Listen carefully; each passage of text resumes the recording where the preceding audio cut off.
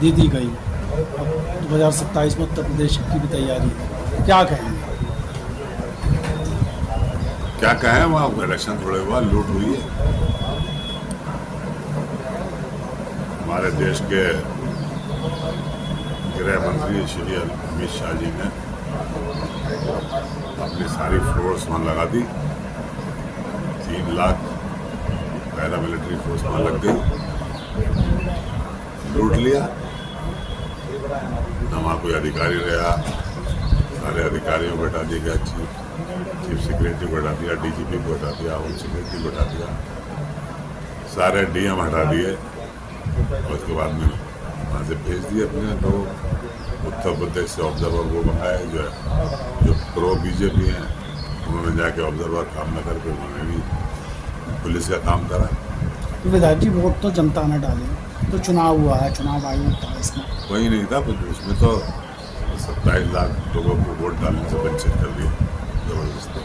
बात बंगाल की छोड़ दें, असम में पूर्ण बहुमत से बीजेपी, पुडुचेरी में वापसी, इसके अलावा अगर बात करें तो डीएमके खत्म तमिलनाडु में, तो भगवा लगातार गहरा हो रहा है, भगवा का रंग, विपक्ष खत्म हो रहा है। अरे भाई, सब कुछ हो जाएगा इस सरकार में, प्रजातंत्र ही खत्म हो गया। यहाँ प्रजातंत्र नहीं रहा देश में,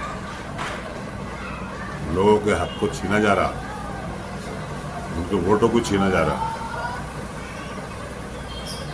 देश की सबसे बड़ी अदालत सुप्रीम कोर्ट के अंदर जब अपील की गई, मुझे ताज्जुब है कि वहाँ के एक जज ने ये कह दिया कि इस साल अगर वोट में डालेंगे तो क्या हो जाएगा, 1.5 साल डालेंगे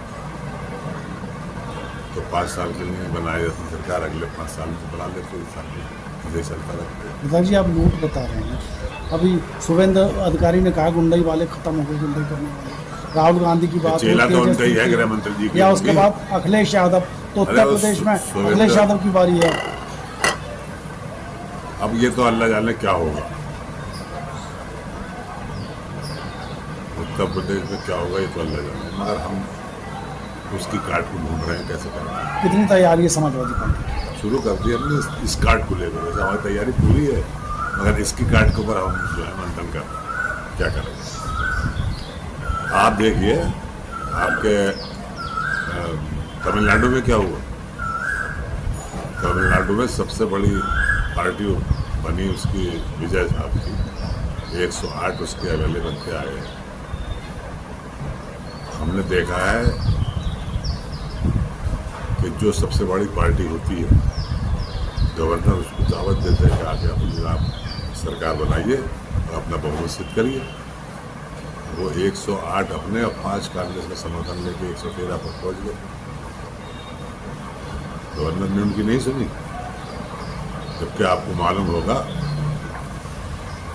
कि जब देश की में चुनाव हुए थे तो स्पष्ट बहुमत किसी को नहीं मिला था। बीजेपी की सबसे बड़ी पार्टी बनकर आई थी, तो राष्ट्रपति ने माननीय वाजपेयी जी को बुलाकर उनको पत्र दिया कि आप गठन कीजिए और बहुमत साबित करिए। किया,